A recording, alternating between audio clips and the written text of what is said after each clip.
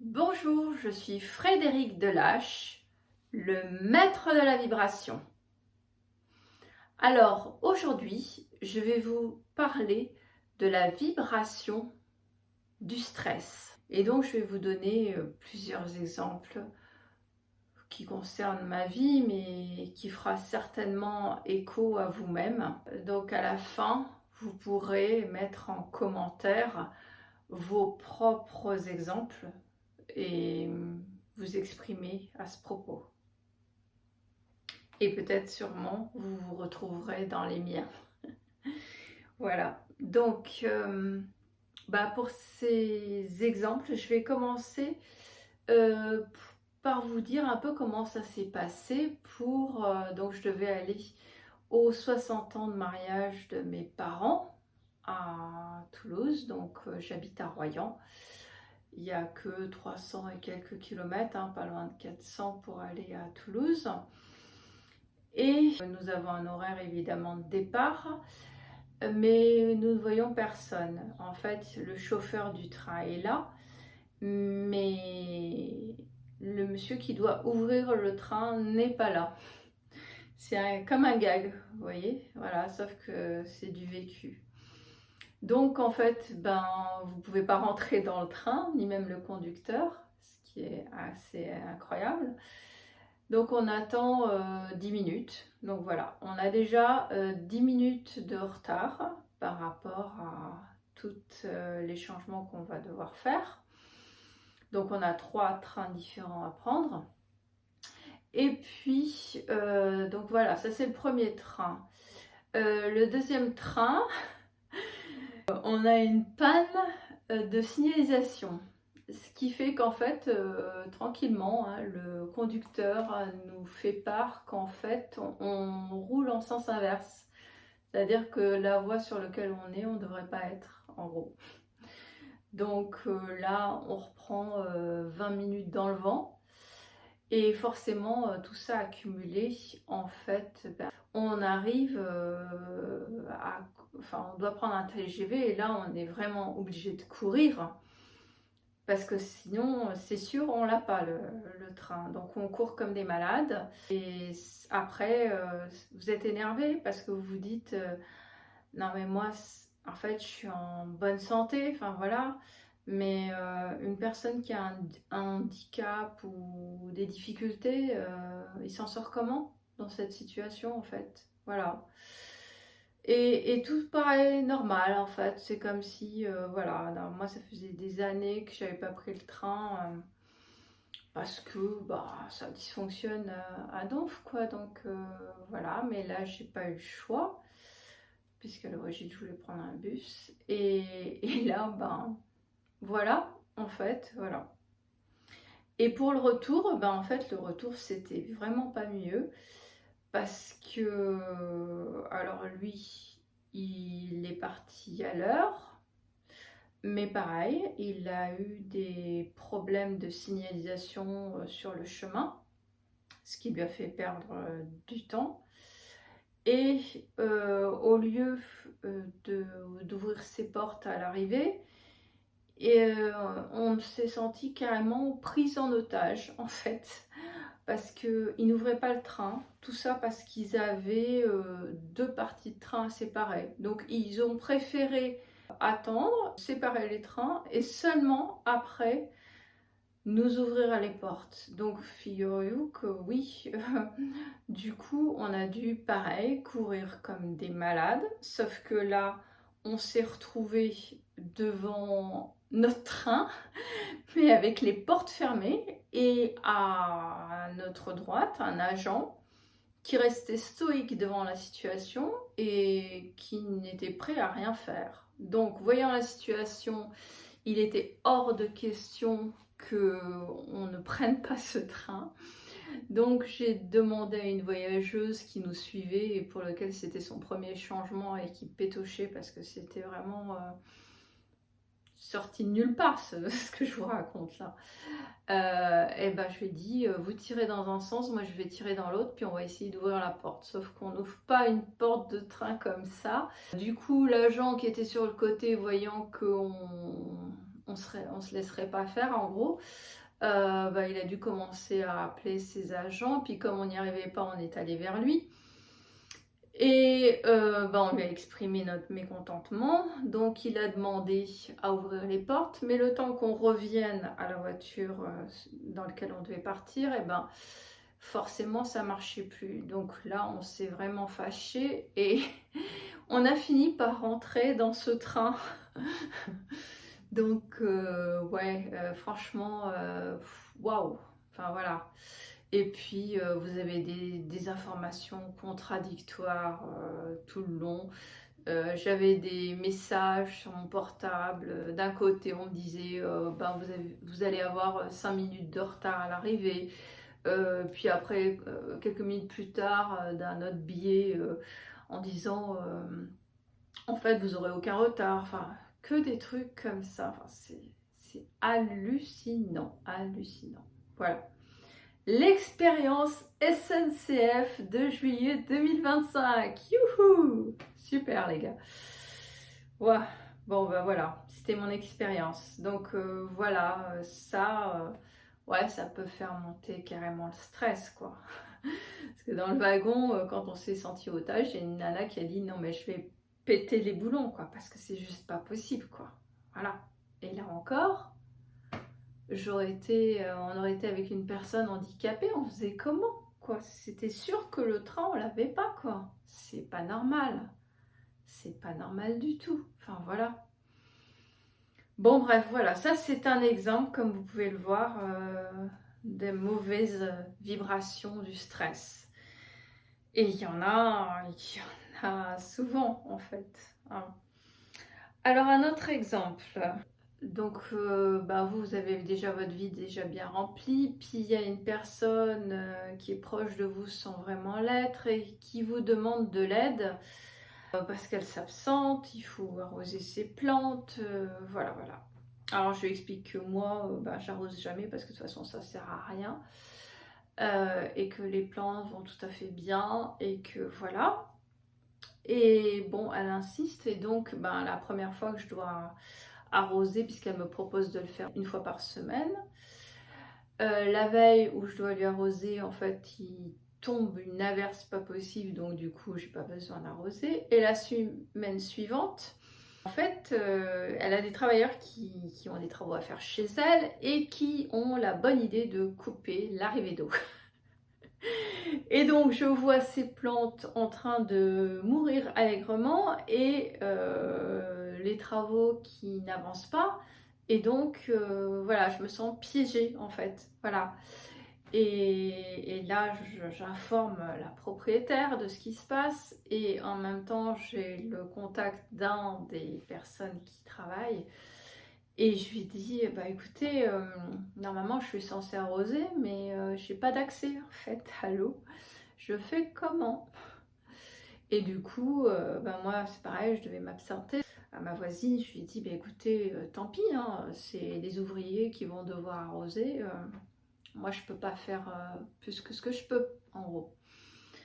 Donc voilà, ça aussi, ça peut être sujet à stress parce que vous avez déjà un emploi du temps déjà bien fourni.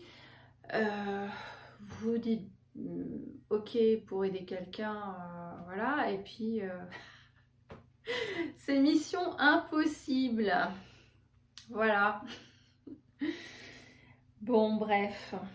Oui, après, du stress, on peut en avoir à multiples périodes, enfin, plein de moments dans sa vie.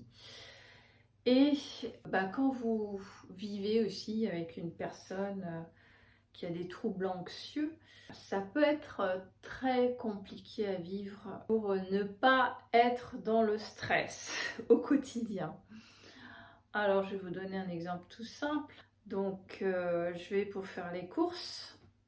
Donc, je suis accompagnée. Et mon mari, donc, est fatigué. Voilà. Alors, et puis, il est du coup très lent. Donc, pour le dépanner, j'ai le caddie, j'ai le sac. Voilà, j'ai tout en gros. Et comme je vois qu'il met 3 plombes à avancer et qu'on n'a pas le temps parce qu'on a plein de choses de prévues, je prends les devants et j'avance en me disant oh, c'est pas grave, de toute façon, il va me rattraper. Et, euh, et on va bien finir par y arriver. Enfin, voilà. Sauf que, bah non, en fait, j'ai dû faire le trajet seule jusqu'au bout. Et là, j'étais vraiment très énervée, vous imaginez bien, parce que si je demande à me faire aider pour des courses qui sont lourdes, c'est pas pour faire les choses toute seule, en gros. Voilà, bon.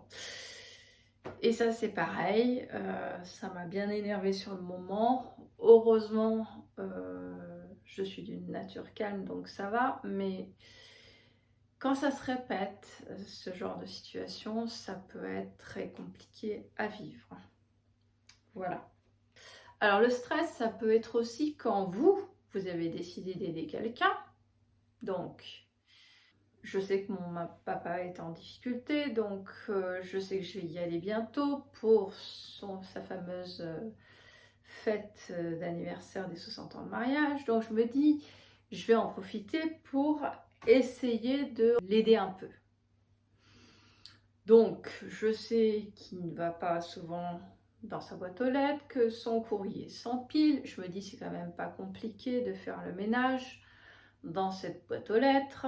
Et je peux lui jeter tout ce qui est tout ce qui est inutile, genre les pubs, tout ce genre de choses, et lui mettre du côté que ce qui est utile. Tout en sachant que je lui ai déjà fait un chèque qu'il n'a pas encaissé depuis 1 ou 2 ans à cause de cette histoire. Donc voilà, je lui propose, j'y suis en fait, et je lui propose de l'aider à faire sa boîte aux lettres.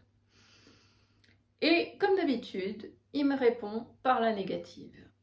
Et là, je lui dis, ben écoute, ok, mais alors bon, je vais te donner de l'argent parce que je voulais participer à un bouquet de fleurs pour ma maman, mais à ce moment-là, tu te débrouilles pour trouver le chèque et tu le déchires. Enfin, voilà.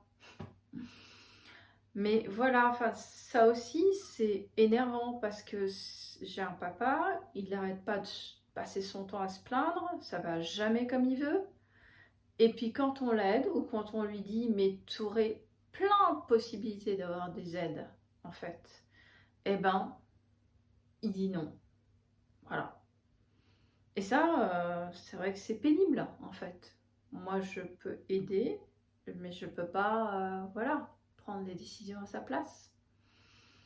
Donc ça aussi, ça peut être stressant et c'est du stress qui n'apporte rien de bon, uniquement avec des ondes basses et négatives. Donc voilà.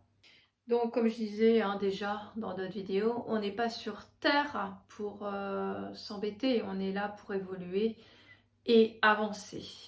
Et ben, quand on a la possibilité d'avoir des aides, on ne les refuse pas en gros.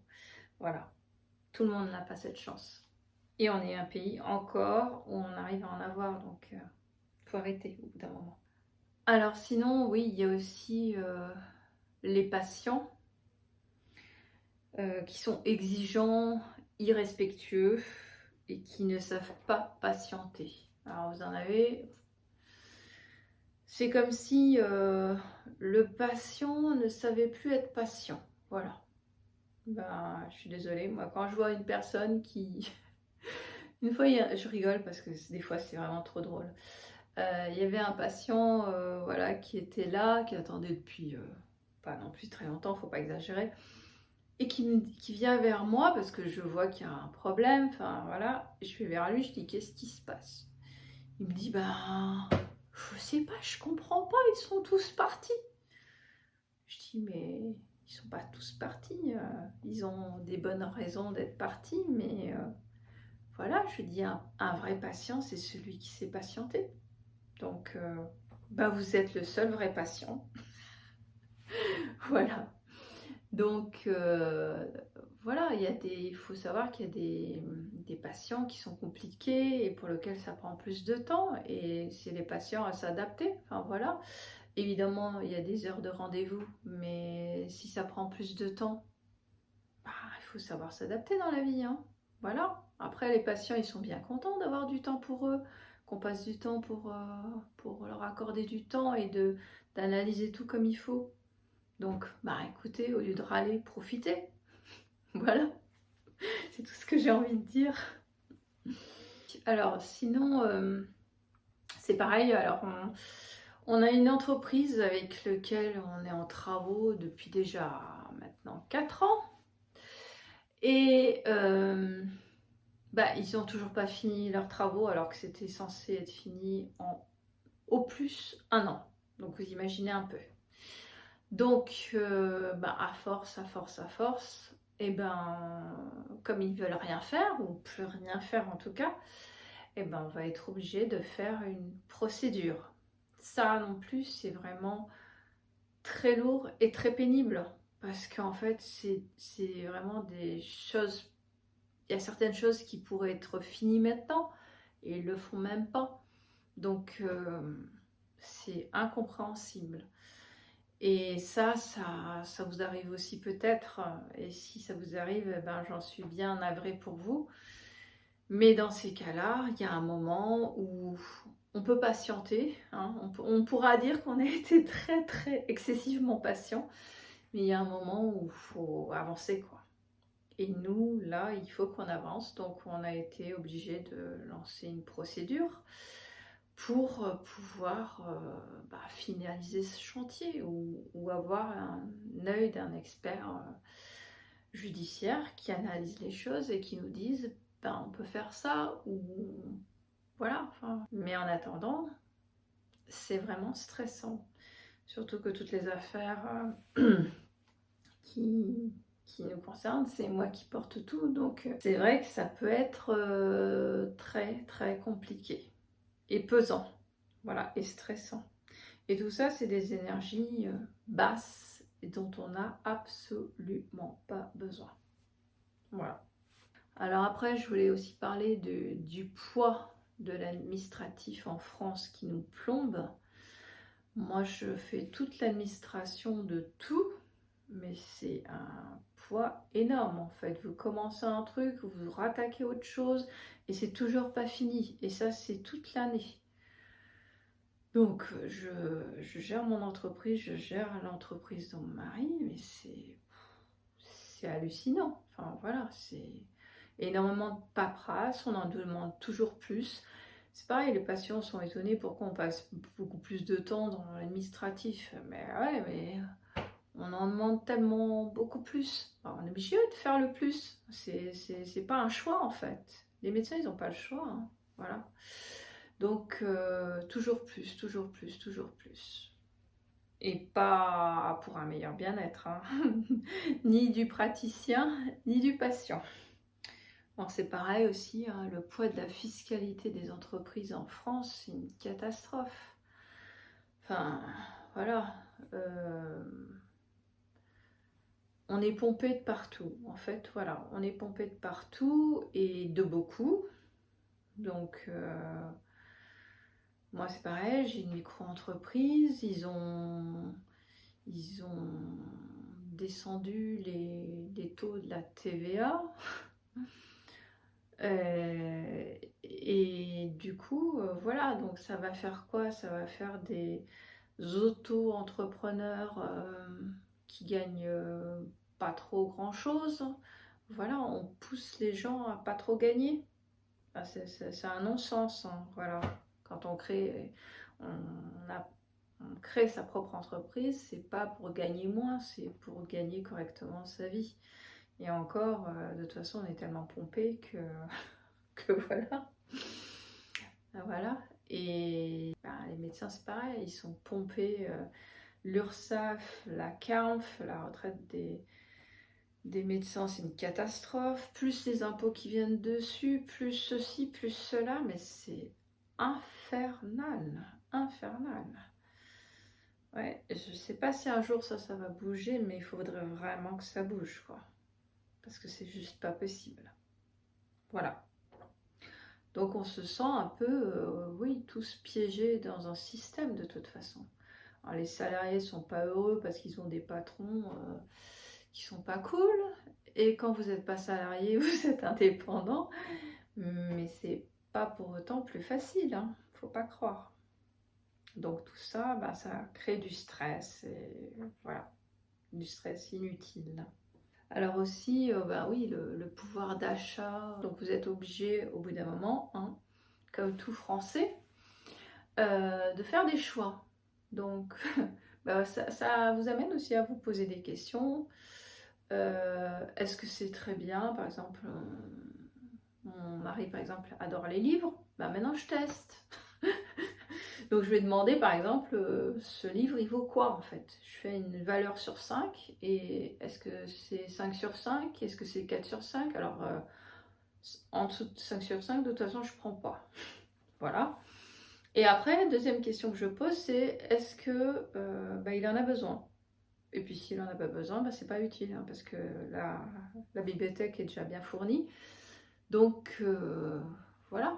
Donc ça amène à faire des choix. Alors, c'est bien dans un sens, mais franchement, voilà. Alors, moi je dis ça, nous on est déjà obligés de faire des choix, mais il y a des gens, ils n'ont plus de quoi manger, ou plus de quoi se vêtir, ou plus de quoi avoir un toit. Donc c'est lamentable.